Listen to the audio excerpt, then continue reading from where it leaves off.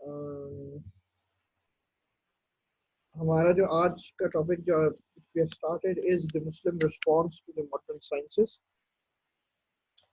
मैंने आपको ये बात बताना हमने इस बात से शुरू की थी कि जो मॉडर्न साइंस से मुसलमानों का जो इंटरेक्शन है it started with the time of colonial era. It started with the colonial era. Colonial era when the colonial era started, when the Muslim world was uh, colonized by the Western powers, उस वक्त आपको ये बात पता होनी चाहिए कि हमारी जो सिविलाइजेशन थी it was on the downfall. हमारी सिविलाइजेशन का डाउनफॉल था और वेस्टर्न सिविलाइजेशन का की वो थी कि एडवांसमेंट थी.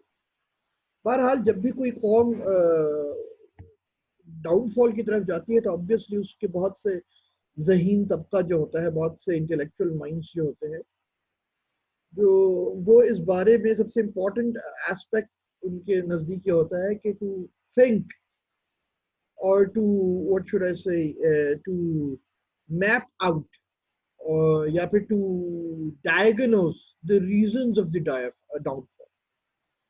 तो वो इस बारे में सोचते हैं कि तशखीस की जा सके, समझा जा सके वो कौन सी वजूहात थी, what were the reasons of the downfall, जिसकी वजह से ये डाउनफॉल आया.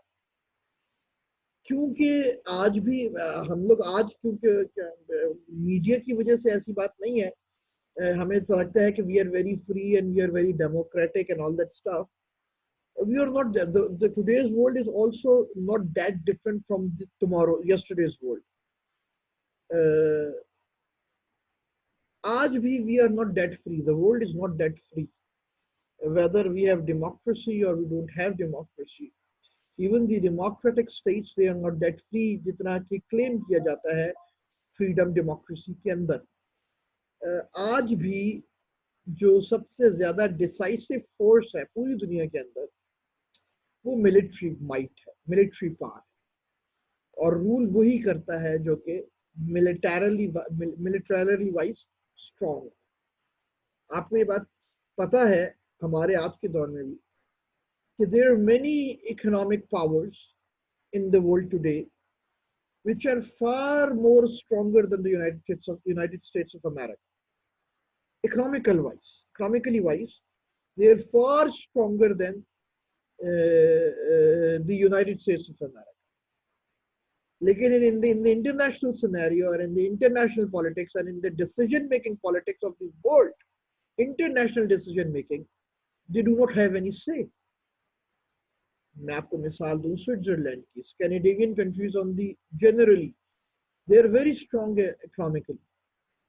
And do they have any say in the international policy making? No, they do not have anything. They do not have any say. एक जो might है आजकल की दुनिया का वो कौन है? United states of America. Yes, economy plays an important role, a very important role. लेकिन is that so? अगर सिर्फ economy was the decisive principle, तो जो कि स्ट्रॉन्गेस्ट और माइटिएस्ट इकोनॉमी है उसको वर्ल्ड पावर होना चाहिए था, जो कि हकीकत नहीं है. आज भी माइट उसके पास है जिसकी military strong. United states of America की मिलिट्री माइट है, मिलिट्री स्ट्रॉन्ग है तो वो चौधरी बनता है पूरी दुनिया का. समझ आ गई बात कि नहीं आई? पहले भी यही था. और हम लोगों को ये लगता है कि सिर्फ पाकिस्तान के अंदर हमारे यहाँ तो बहुत से मसाइल हैं कि जरा से कोई अच्छा काम कर दो तो कुछ लोगों की लिबरलिज्म और एक डेमोक्रेसी फौरन जाग जाती है और वो फौज को बुरा भला. हमारे यहाँ लगता है हमारे यहाँ चंद ऐसी चीजें हैं जो कि पढ़े लिखे होने की निशानी बन गई. फौज को गाली देना पढ़ा लिखा पॉलिटिकल एनालिस्ट होता है. वो एनालिस्ट जो कि फौज को गाली ना दे वो तो पढ़ा लिखा हो ही नहीं सकता. लॉजिकल थिंकिंग के लिए जरूरी है कि अपने कल्चर और अपने मजहब को गाली दो. अगर आप मजहबी हैं और अपने कल्चर को मानते हैं तो आप लॉजिकल नहीं हो सकते. आप देख लीजिए जो बहुत बड़े फन्ने खान हैं हमारे, वो सारे के सारे वही हैं लॉजिकल लोग जो कहते हैं कि लॉजिक. वो किस उसके ऊपर कहते हैं? क्योंकि वो मजहब के ऊपर तनकीद कर रहे होते हैं या कल्चर के ऊपर तनकीद कर रहे होते हैं. तारीखदान अच्छा वही है जो ये साबित कर दे कि पाकिस्तान गलत बना था और हिंदुस्तान ठीक है. اور پاکستان ساری جنگیں ہارا اور ہندوستان ساری جنگیں جیتا، اور پاکستان کی آرمی نے تباہ کر دیا پاکستان کو، اور ہندوستان بہت بڑی چیز ہے۔ آپ یہ دیکھ لیجئے، یہ ایک بن چکا ہے ٹرینڈ ہمارے یہاں۔ لیکن کیا صرف پاکستان میں اس طرح ہوتا ہے؟ بش کیا ہے، آپ دیکھ لیجئے ٹرمپ سے زیادہ اسٹرانگ پریزیڈنٹ یونائٹڈ اسٹیٹس میں نہیں آئے، strong in terms of economy, پیسے کے لحاظ سے۔ ٹرمپ کے پاس اپنا ذاتی اتنا پیسہ ہے کہ وہ اسٹیٹ آف امریکہ سے باکسنگ کر سکتا ہے ذاتی پیسے کے اوپر۔ اتنا اسٹرانگ بندہ امریکی پالیٹکس میں کبھی بھی نہیں آیا پرسنل لیول پہ۔ لیکن پھر بھی دیکھ لیجئے وہ کتنا بھی بولتا رہے ملکوں کے بارے میں، فیصلہ کدھر ہوتا ہے؟ پینٹاگون کے اندر۔ وہ آ کے کانگریس میں بھی کہہ دے، اور وہ آ کے وائٹ ہاؤس سے پریزیڈینشیل وہ بھی نکال دینا کہ پاکستان کو ایڈ نہیں دینی، اور اب یہ 2 بار ہو چکا ہے، 2-3 مرتبہ ہو چکا ہے، سوری، کہ پاکستان کو فائنینشیل ایڈ نہیں دینی اور ملٹری ایڈ نہیں دینی۔ اس کے ایک ہی دن کے بعد یا چند گھنٹے کے بعد پینٹاگون سے آ جاتا ہے اعلان کہ پاکستان کے ساتھ ہمارے تعلقات پہلے جیسے، اور ہمیں ایڈ بھی ملتی رہتی۔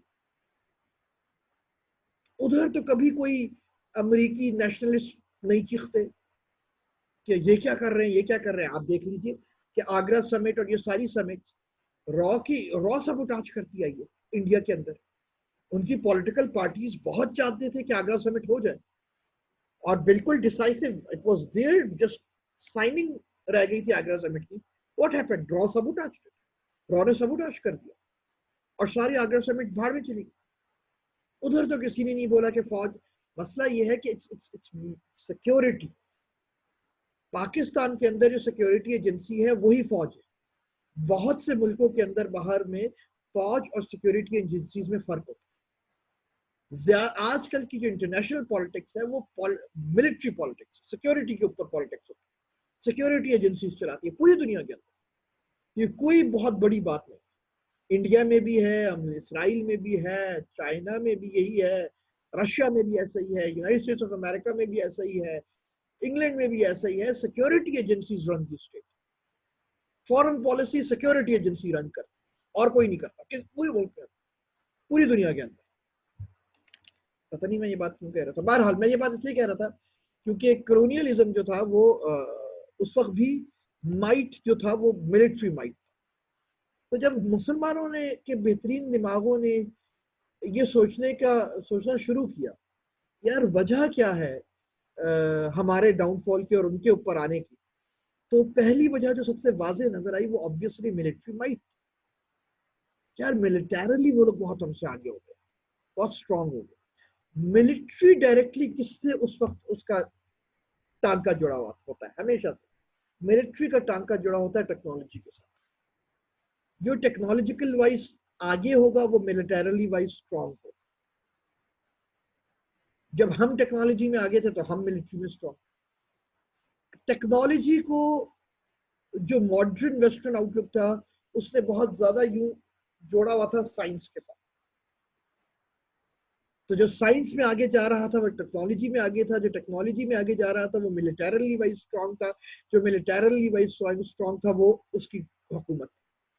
تو اس طریقے سے بہت کلیئر نظر آ رہا تھا مسلمانوں کو کہ ہماری لیکنگ جو ہے شاید وہ سائنس اور ٹیکنالوجی اور اس کی لیکنگ، اور سائنس اور ٹیکنالوجی ہی کے اوپر اکانومی کا دار و مدار ہے اور ملٹری کا دار و مدار ہے جس سے حکومتیں چلتی ہیں اور آپ حکومت کرتے ہیں۔ تو انہوں نے پہلا اور بالکل واضح یہی کیا کہ مسلمانوں کو سائنس کی طرف آنا چاہیے، science and technology, science and technology. یہ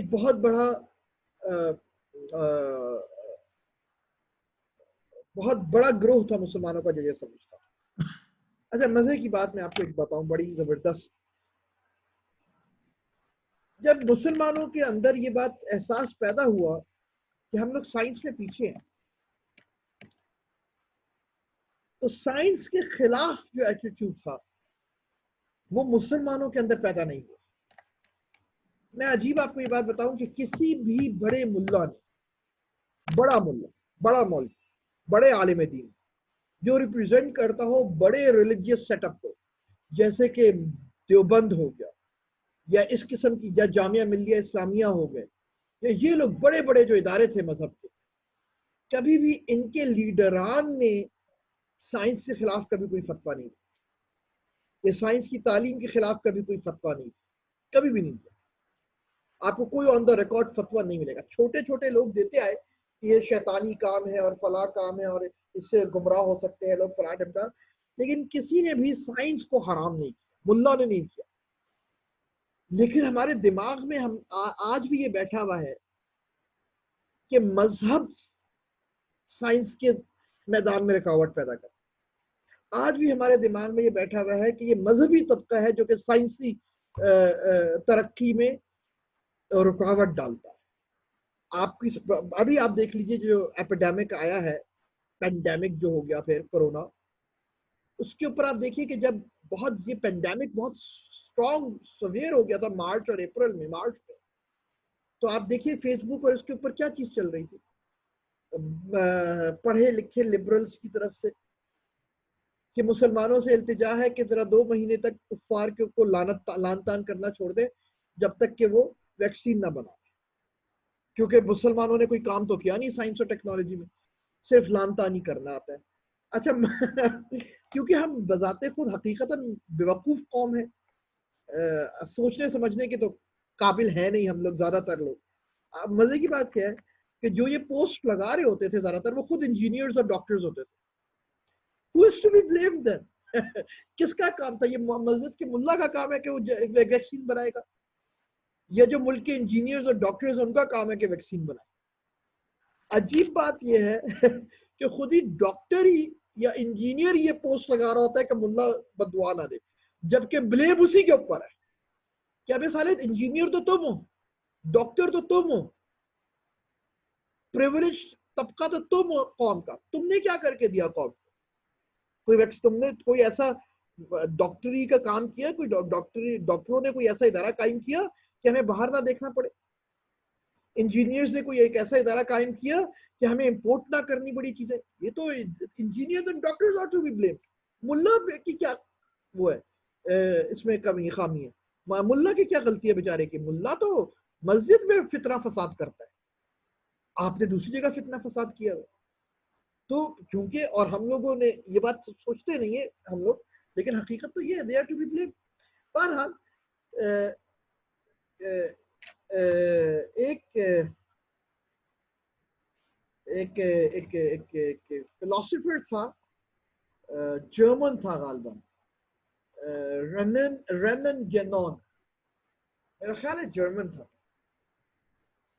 اصل میں اس نے ایک لیکچر دیا تھا ان دی 19th century، اور اس نے لیکچر کا اس کا نام تھا واٹ از رانگ ود اسلام.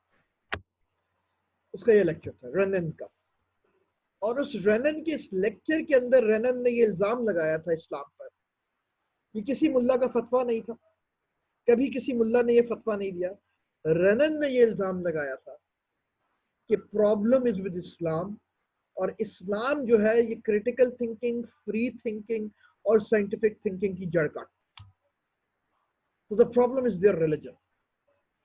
اور یہ امپورٹڈ بات جو تھی وہ ملائزم کے لبادہ پہنا کر ان لوگوں نے ہمارے معاشرے میں امپورٹ کر دی، اور آج ہم کھل کے گالی دیتے ہیں ملا کو. بہت سے کام ملا کہتے ہیں جس پہ اس کو گالی پڑنی چاہیے، لیکن کم از کم اس کام پہ گالی نہیں پڑنی چاہیے جو اس بیچارے نے نہیں کیا. اس نے بہت سے ایسے کام کیے ہیں، اس نے آپ کو ہمیں بہت موقع دیے کہ ہم اس کو گالیاں دیں، لیکن وہ کام جو اس نے نہیں کیا، وہ کام جو اس نے وہ نہیں کیا، اس کے اوپر اس کو برا بھلا نہیں کہنا. یہ انصاف کا تقاضا ہے، یہ نہیں ہونا چاہیے. ہاں بھائی قاسم. سر آپ کریٹیکل اسلام سر آپ جو عام کھولتے ہیں تو ہمیں کہا جاتا ہے یہ قرآن کو نہ کھولیں، اس کے معنی کے ہزار مطلب ہیں، آپ کو سمجھ نہیں آئے گی. جب ہر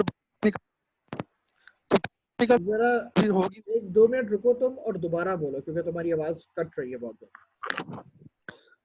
سر آپ نے وہ نظام کو تو کیا ہم جب یہاں پر ہیں وہ کھولتے ہیں یا کوئی حدیث کی کتاب ہیں تو ہمیں پڑھیں، کیونکہ یہ جو آیت آپ پڑھ رہے ہیں اس کے بہت ہو جائیں گے، آپ یہ ہو جائیں گے. تو جب ہم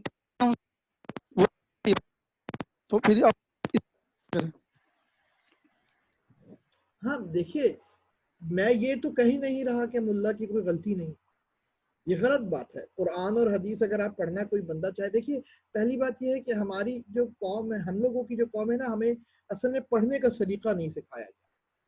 آپ اس وجہ سے بہت کچھ سنسیئر لوگ، پڑھے لکھے لوگ بھی آپ کو کہیں گے کہ یار قرآن کو نا آرام سے سمجھو، اس طرح نہیں، کیونکہ ہمیں پڑھنا نہیں آتا. لیکن بالکل ہی بند کر دینا، قرآن سے تعلق توڑ دینا اور دماغ کو بند کروا دینا کہ تم سمجھ ہی نہیں سکتے، اور ڈی گریڈ کر دینا کہ اس کے ہزار مطلب ہے، یہ اصل میں کون لوگ کہتے ہیں؟ وہ انفیریورٹی، اور جو انفیریورٹی کمپلیکس کے لوگ کہتے ہیں، یا وہ لوگ کہتے ہیں جن کو کوئی تھریٹ ہو. یہ نہیں کہنا چاہیے، یہ غلط ہے، یہ بات صحیح نہیں ہے. آپ کے پاس اللہ تعالیٰ نے قرآن علماء کے لیے صرف نازل نہیں کیا، اللہ تعالیٰ نے قرآن پوری اس امت کے لیے، پوری انسانوں کے لیے نازل کیا. ہر کوئی اس کو کھول سکتا ہے، لیکن کھولنے کے بعد ہم لوگ بھی ہٹ دھرم نہ بنے. اگر ایک چیز ہمیں صحیح غلط سمجھ آئی ہے اور کوئی ہماری اس کی تصحیح کر رہا ہے، تو اس کو سمجھ جائے کہ ہاں بھائی یہ مطلب اس طرح نہیں، اس طرح سمجھ آ گئی بات. لیکن دیکھیے یہ بات آپ کی بات سمجھیے کہ ملا بیچارہ کیوں روکتے آپ؟ کیونکہ اگر آپ نے پڑھنا شروع کر دیا خدا نہ خواستہ، اور آپ نے یہ کام کرنا شروع کر دیا، تو ملا کا کام، یار ملا کی تو دکان بند ہو گئی نا. آپ یہ بات دیکھیے کہ مفتی مجھے بہت پسند ہے، وہ مفتی منیب الرحمان پرسنلی، مجھے ان سے کچھ وہ نہیں ہے. لوگ ان بیچاروں کو بہت برا بھلا کہتے ہیں، انتہائی نرم آرام سے بولنے والے بڑے صحیح بندے ہیں مفتی منیب الرحمان. لیکن I was shocked and amazed at the same time کہ جب ان سے آ کر کچھ ٹی وی چینلز نے کہا کہ آپ ہمیں سمجھائیے کہ آپ نے یہ موقف کیوں اپنایا ہے، تو انہوں نے بلنٹلی کہا کہ میں جواب نہیں دوں گا کسی بات کا، میں مناظرہ نہیں کرنے آیا یہاں پر، میری بات سنیے اور بس، اور کوئی سوال نہیں ہوگا مجھ سے. یہ ایٹیٹیوڈ از رانگ. کیوں نہیں سوال ہوگا ان سے کوئی اگر وہ فتویٰ دیں گے؟ اپنے آپ کو سوال سے اوپر رکھنا از رانگ. کیوں؟ کیونکہ ان کو وہ خوف ہے بیچارے ان لوگوں کو کہ اگر آپ لوگوں نے پڑھنا شروع کر دیا تو ان کی دکانیں ختم ہو جائیں گی، وہ پھر گمراہ اور بہکائیں گے کس کو، وہ آپس میں لڑائیں گے کس کو. اگر آپ نہیں لڑیں گے تو پھر تو بڑا مسئلہ ہو جائے گا نا، یا پھر تو امت متحد ہو جائے گی. سمجھ آئی بات؟ ہاں بھائی سیف اللہ. سر میں یہ کہنا چاہ رہا تھا کہ فار ایگزامپل چلیں ٹھیک ہے، ہم سر اگر ملا کی بات کو دیکھا جائے، سیف اللہ بول لے، پھر احمد بول لینا. سر فار ایگزامپل اگر چلیں یہ بات مان لی جائے کہ قرآن مجید سب کے لیے نازل ہوا ہے، اور ہم جو ہے وہ پڑھنا شروع کر دیں حدیث کی کتابوں کو، اور قرآن مجید کو سمجھنا شروع کر دیں. میں نے قرآن مجید کا، میں نے حدیث نہیں کہا. چلیں سر قرآن مجید کو لے لیں، ہم قرآن مجید کو کھول لیتے ہیں، اس کو سمجھنا شروع کر دیتے ہیں، اور ہم ایزیوم کرتے ہیں کہ ہم جس ریفرنس ٹو کانٹیکسٹ میں وہ نازل ہوا، ہم اسی کو ایک ایک آیت کو اس طرح دیکھ کے سمجھنا شروع کر دیتے ہیں. لیکن ہم یہ بھی ایک طرف دیکھتے ہیں کہ اس طرح کرنے سے بھی بہت سارے ایکسٹریمسٹ گروپ پیدا ہو گئے ہیں دنیا میں. بالکل ہوئے ہیں. میں ایک آپ ایک سے آیت کو کھول کے بالکل ایک ایک آیت کو کھول کے بہت بڑے گروپس پیدا ہو گئے ہیں بالکل ایکسٹریمسٹ میں، ایسا ہی ہے، جو کہ مڈل ایسٹ میں آپریٹ کر رہے ہیں. بالکل صحیح کہا آپ نے. آپ دیکھیے کہ کیا نام ہے اس پر، پہلے لڑکے قاسم نے کیا تھا نا سوال پہلا، شاید پہلی بات قاسم نے ایک ایکسٹریم کی بات کی ہے، آپ نے دوسری ایکسٹریم کی بات کی. میں نے قاسم کا جواب دیتے ہوئے پہلی بات یہ کہی تھی کہ پرابلم قرآن کھولنے یا نہ کھولنے کا نہیں، پرابلم پڑھنے کا ہے. ہمیں پڑھنا نہیں آتا کسی بھی چیز کو، قرآن ہو یا کوئی کتاب ہو، ہمیں پڑھنا نہیں سکھایا گیا. سمجھ آگے بات؟ آپ اس نے ایک ایکسٹریم کی بات کی کہ یار لوگ گمراہ ہو جائیں گے تو قرآن ہی بند کر دو. آپ نے کہا کہ ہاں بالکل، اگر میں عقل بند کر کے قرآن کو پڑھوں گا اور میں یہ کہوں گا کہ جو میں ہی عقل کل ہوں اور جو میں نے قرآن سے سمجھا ہے وہ اتنا ہی آتھینٹک ہے جتنا ابو حنیفہ یا امام مالک یا امام شافعی یا امام احمد کا قول ہے، اور میں ہی عقل کل ہوں اور میری ہی عقل کل کے اوپر قرآن کی ساری فہم ختم ہو، تو یہ دوسرا ایکسٹریم ہے. اور یہ ہوا ہے جو آپ کہہ رہے ہیں، 100% ہوا ہے. یہ وجہ کیا ہے یار؟ یہ وجہ یہی ہے کہ پڑھنا نہیں سکھایا.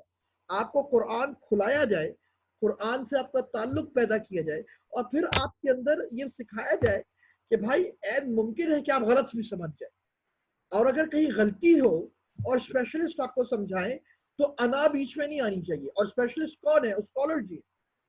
بالکل اسی طریقے سے کہ اگر میرے سر میں درد ہوتا ہے، میرا جسم ٹوٹتا ہے، تو میں کیا کرتا ہوں؟ آسان طریقہ ہے، آسان طریقہ یہ ہے 2 پیراڈول کھاؤ اور آرام آ جائے گا. اور یہ ہوتا ہے کہ نہیں ہوتا؟ بہت سی بار ہوتی ہے آپ 2 پیراڈول کھاتے ہیں اور آپ ٹھیک ہو جاتے ہیں. لیکن اگر میں نے 2 پیراڈول کھائیں اور میرا بخار نہیں ٹوٹا، میں نے اگلے دن پھر کھائی 8 گھنٹے کے بعد پھر پیراڈول کھائی، پھر بخار نہیں ٹوٹا، پھر میں نے 8 گھنٹے کے بعد کھائی، پھر بخار نہیں ٹوٹا اور میری طبیعت اور خراب ہو رہی ہے. اب میں کیا کروں گا؟ کہ میں پیراڈول پہ رکھوں گا کہ میرا دماغ مجھے، میری عقل مجھے یہ کہے گی کہ نہیں یار اب میں کدھر جاؤں؟ اسپیشلسٹ کے پاس. اب یہ سمپل بات نہیں رہی. یہی چیز ہر کتاب کے ساتھ ہوتی کہ سمپل چیزیں تو ہر کوئی سمجھ لے گا. جب آپ کو یہ لگے کہ یار یہ والی جو سمجھ ہے یہ تو بہت سے جو میری معاشرے میں سوچ ہے یا اسکالرز کی سوچ مجھے پتا چل رہی ہے اس سے کانٹراڈکٹری ہے، تو پھر آپ کو سمجھنا چاہیے کہ یار اب مجھے اسپیشلسٹ کے پاس جا کر اس کانٹراڈکشن کو ختم کرنا ہے. بالکل اسی طریقے سے جس طریقے سے کوئی بھی عام بندہ سمپل سر کے درد کے لیے 1200 یا 1500 روپے جا کے فزیشین کی فیس نہیں بھرتا. کبھی آپ نے کسی کو جاتے ہوئے دیکھا ہے کہ وہ 2000 روپے دیکھ کر پیراڈول کی گولی لے کر آ رہا ہو ڈاکٹر سے؟ وہ پاگل ہوتا ہے. ایسا ہی ہے نا، آپ 2000 روپے کی فیس کیوں بھرتے ہیں اسپیشلسٹ کی؟ جب بیماری زیادہ ہوتی ہے تھوڑی سی، جب پیراڈول کھانے سے بات آگے بڑھ گئی ہوتی ہے. بالکل اسی طرح دین ہے. دین میں چند چیزیں بالکل واضح ہیں، وہ میں آپ ٹھیلے والا، دکان والا، دہی والا، پھل والا ہر کوئی آرام سے سمجھ لے گا. چند چیزیں ہیں جو اتنی آسانی سے نہیں سمجھی جائے گی. اگر ادھر میں اپنی انا لے آؤں اور ہٹ دھرم بن جاؤں اور میں کہوں کہ نہیں میں ہی عقل کل ہوں، تب مسائل پیدا ہوں گے جو آپ نے جس کی طرف اشارہ. لیکن اگر میں ان بیسک چیزوں کو بھی سمجھنے سے امت کو یا قوم کو روک دوں تو میں تو گدھا بنا دوں گا ان کو، جس کی طرف قاسم نے اشارہ کیا. سر لیکن مسئلہ سارا ہے کہ اسپیشلسٹ بھی پارشلٹی دکھاتے ہیں. اسپیشلسٹ مطلب وہ اپنی پارشلٹی دکھاتے ہیں، اپنی اوپینین روکنے کی کوشش کرتے ہیں آپ پہ. مسئلہ بھی سارا یہاں پہ آ جاتا ہے. یہ میں ایڈ کروں گا ایک چیز. تو ہے یہ پرابلم ہے، اس کو ڈیل کرنا پڑے گا. یہ بات بالکل آپ ٹھیک کہہ رہے ہیں. یہ پرابلمز ہیں جو کہ ہمیں ڈیل کرنی پڑیں گی، اور یہ پرابلمز کو ہم سمجھیں گے تو یہ ٹھیک ہوگی نا. دیکھیے کسی بھی مسئلے کو یا کسی بھی ایشو کو سالو کرنے کی پہلا سٹیپ کیا ہوتا ہے کہ you recognise and you accept کہ دیر از اے پرابلم. اگر میں یہ ایکسپٹ ہی نہ کروں کہ میرے میں پرابلم ہے یا کوئی پرابلم موجود ہے سوسائٹی میں، تو کبھی بھی وہ پرابلم ختم نہیں ہوگی. پہلا سٹیپ ہوتا ہے کہ آپ ریئلائز کریں کہ ہاں یار there is a problem and yes this is a problem. کہ ہمارے یہاں سیکٹیرینزم اتنا زیادہ ہو چکا ہے کہ میں اسپیشلسٹ کے پاس بھی جاتے ہوئے ڈرتا ہوں، گھبراتا ہوں. تو مجھے اپنے آپ کو سر اس میں اسمارٹ بنانا پڑے گا کہ میں جو ڈفرینٹ سیکٹیرینز، ڈفرینٹ اسپیشلسٹ ملے ہوئے ہیں، میں اپنے آپ کو اتنا اسمارٹ بنا لوں کسی طریقے سے کہ I can guide my self through them, کہ میں اس کو بھی سنوں، اس کو بھی سنوں، اور خود کوشش ڈیڈیوس کروں کہ کچھ بیچ کی راہ صحیح نہ نکال پاؤں. بات سمجھ آ رہی ہے کہ نہیں آ رہی؟ Now I have to smart. I have to act smart کیونکہ the disease is severe. بالکل اسی طریقے سے میں آپ کو ابھی تو یہ بہت آسان ہو گیا ایگزامپل دینا. ابھی ہماری سچویشن پینڈیمک کی جو ہے، کرونا والی، آپ کو کیا لگتا ہے؟ آپ نے خود دیکھ رہے ہیں نا ملک کو، حکومت لاک ڈاؤن کرے. ہمیں سب کو پتا ہے کہ لاک ڈاؤن امپورٹنٹ ہے. حکومت لاک ڈاؤن کرتی ہے اور عوام نہیں مانتی، تو کیا حکومت کچھ کر سکتی ہے؟ کچھ نہیں کر سکتی. حکومت has to do its work. اس کا یہ مطلب نہیں ہے کہ حکومت کو کام نہیں کرنا. حکومت کو اپنا فرض پورا کرنا ہے، اینڈ عوام has to be clever as well, responsible as well, because this is not any matlab normal situation. It's a pandemic is not normal. تو اس abnormal situation کے اندر حکومت کے ساتھ ساتھ عوام کو بھی کلیور ہونا ہے، عوام کو بھی responsible ہونا ہے. بات سمجھ آ رہی ہے کہ نہیں؟ ایک بندہ بھی اپنا کام پورا نہیں کرے گا، حکومت کام نہیں پورا کرے گی تو عوام ہلاک ہوگی. हुकूमत काम पूरा करे, अवाम रिस्पॉन्सिबल नहीं होगी तो हुकूमत और अवाम दोनों हलाक हैं, दोनों को। यही मजहब पे हमारा मसला है कि पहली चीज कि we have to be sensible and we have to be clever. मजहब में हम इसी किस्म की पेंडेमिक की सिचुएशन में घूम रहे हैं आजकल बहुत अरसे से। सकलैन, हाँ भाई। सर मैं ये कह रहा था कि जो एक चीज आ गई है, मतलब मुस्लिम तकलीद को बहुत ज्यादा जो है वो इम्पोर्टेंस दे रहे हैं। मतलब कि इकबाल ने भी ये काम किया था रिकंस्ट्रक्शन का, तो उसको बहुत ज्यादा वो डिमोरलाइज करते हैं कि नहीं जो चीज एक 1300-1200 साल से हो रही है तो मतलब उसमें आप क्यों हाथ डालते हो। तो वो चीज अगर मैं ये समझता हूँ कि अगर वो चीज खत्म हो और हम आज के स्कॉलर्स को भी थोड़ा एक फ्री अपॉर्चुनिटी दें कि वो अपनी इस सोच को अवाम में लेकर आएं, जब भी उनसे कोई बात की जाए तो आगे यही होता है कि नहीं मैं हनफी हूँ तो मैं यही मानूंगा, और वहाँ पे बात रुक जाती है। देखिए तो ये भी एक प्रॉब्लम मसला वही है सेक्टेरियनिज्म की। प्रॉब्लम तकलीद की नहीं है, तकलीद को भी बहुत गलत तरीके से समझा गया है पाकिस्तान और इन चीज़ों में। प्रॉब्लम सेक्टेरियनिज्म, ठीक है। अब क्योंकि प्रॉब्लम ये है कि बच्चे ये इस्लामिक स्टडीज़ का वो नहीं है। मैं आपको, मेरा एक लेक्चर है difference between sects and school of thoughts, मैंने ना ये अभी क्लास को दिया। मैं जिस रिलीजियस स्टडीज की क्लास पढ़ा रहा हूँ, क्योंकि अब जूम की वजह से वो रिकॉर्ड हो रहा है, मैं आपको वो भेज दूंगा।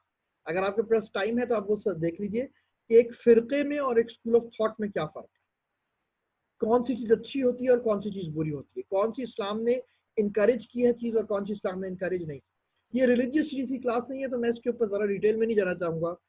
फ़लसफ़ा में हम लोग क्योंकि अभी वो रिलीजियस फ़लसफ़ा पढ़ भी नहीं रहे कि तकलीद और ये मसाइल क्या है। बात बिल्कुल ठीक है, तकलीद की जो एक्सट्रीम वर्जन है वो बहुत ख़तरनाक वर्जन है, लेकिन बिल्कुल ही तकलीद से आज़ाद कर देना भी बहुत ख़तरनाक होता है। हमने बीच की राह निकालनी है, क्लेवर बात करनी, क्लेवर बनना है, सेंसिबल बनना है, और वो आसान है और वो हो रहा है। मैं आपको बता रहा हूँ कि उम्मत का बहुत बड़ा तबका इंशाअल्लाह आहिस्ता आहिस्ता बेहतरी की तरफ आ रहा है। पाकिस्तान और हिंदुस्तान के अंदर वो बेहतरी के आसार अभी कम है, लेकिन बाकी उम्मत के अंदर अल्हम्दुलिल्लाह वो आसार बहुत अच्छे हो रहे हैं। अभी बहुत अच्छे नहीं है लेकिन हैं, वो इंशाल्लाह बढ़ेंगे और हम तक भी पहुंचेंगे इंशाल्लाह। इंशाल्लाह फिक्र ना करें। हाँ अहमद साहब, अहमद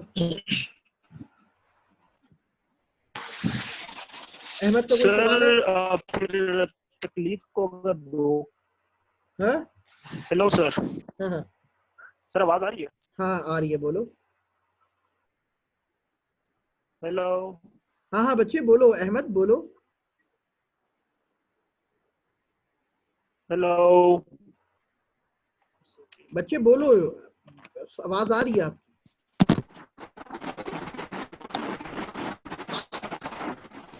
अच्छा सर, फिर अगर तकलीफ को रोकना है तो फिर उसका एक ही सॉल्यूशन है कि हर इंडिविजुअल अपनी अपनी जगह अरबी जो है जुबान सीखे और उसके बाद हदीस पे भी काम करे ताकि कुरान मजीद को सही तरीके से समझ सके।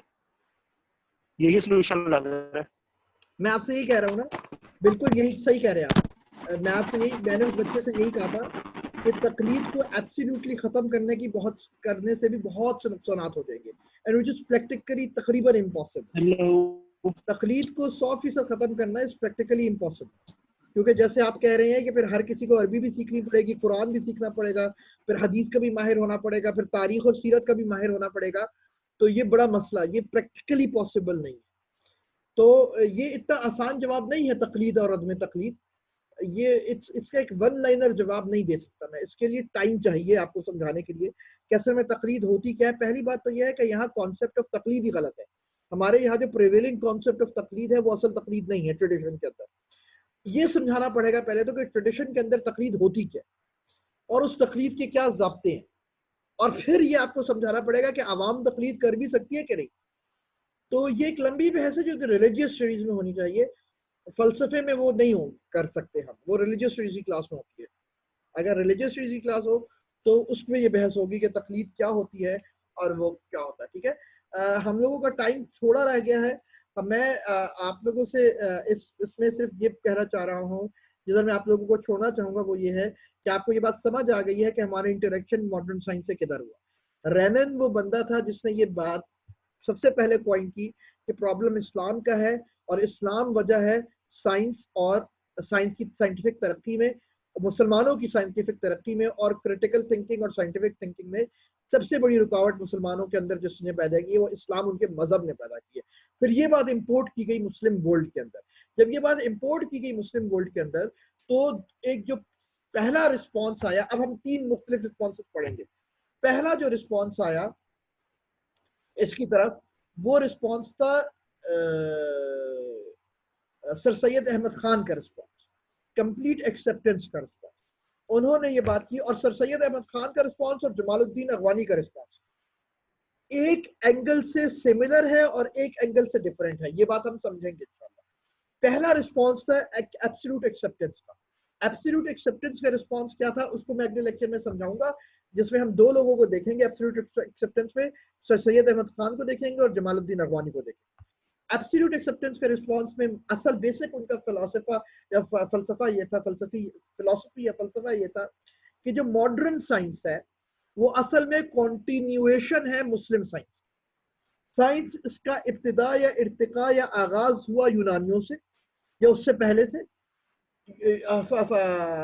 مصریوں سے یا ہندوؤں سے، ہندوستانیوں سے یا ان لوگوں جدھر سے بھی.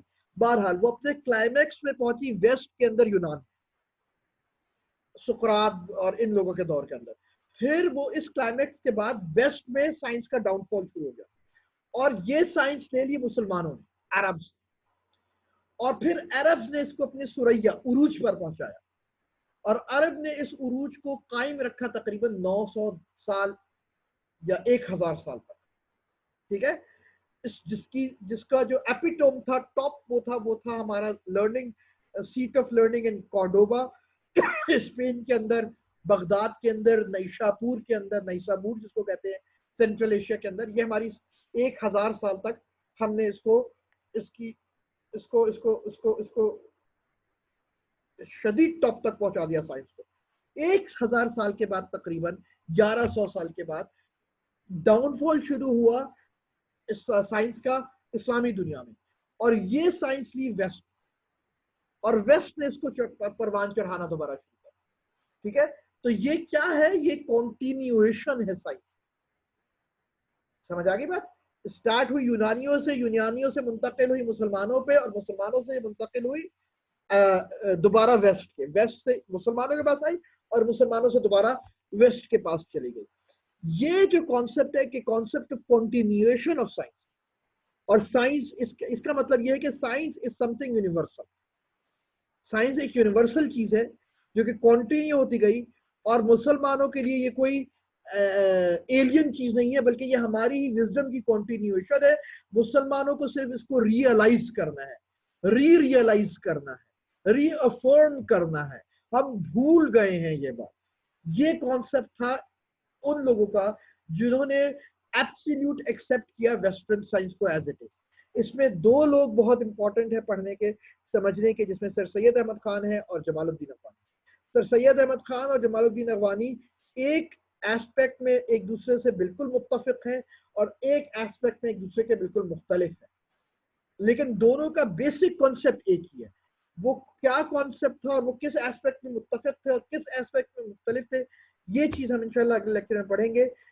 میں نے آپ کو جو کتاب بھیجی ہے، کائنڈلی اگر آپ کے پاس ٹائم ہو اگلے لیکچر سے پہلے کائنڈلی آپ یہ کتاب پڑھ لیجیے، یہ 6واں چیپٹر ایک بار نظر سے گزار لیجیے تو بہت فائدہ ہوگا انشاءاللہ، کیونکہ میں اسی 6 چیپٹر سے ہی پڑھاؤں گا آپ لوگوں کو. ٹھیک ہے، کوئی سوال؟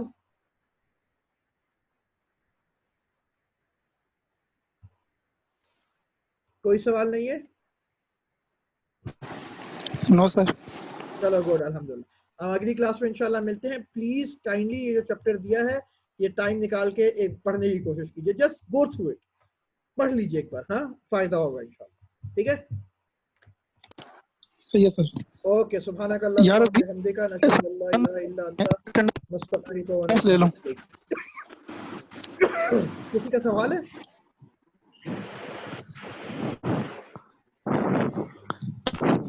سر اٹینڈنس لے لوں گا. ہاں، اٹینڈنس لے لیجیے. آپ کے سر 1.5 منٹ رہ گئے.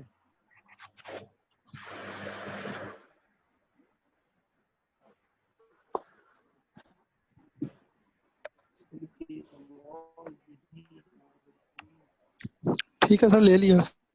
وہ ایک کہہ رہا تھا کہ ایک اسٹوڈنٹ سیشن میں نہیں ہے, وہ کہہ رہا تھا انٹرنیٹ پرابلم ہے. سوری کیا کہہ رہے ہیں؟ سر ایک اسٹوڈنٹ نے سیشن نہیں لیا. ہاں ہاں کر دو, مارک کر دو, کوئی مسئلہ نہیں, کوئی مسئلہ. ٹھیک ٹھیک چلو اوکے. اوکے, اللہ حافظ. اللہ حافظ.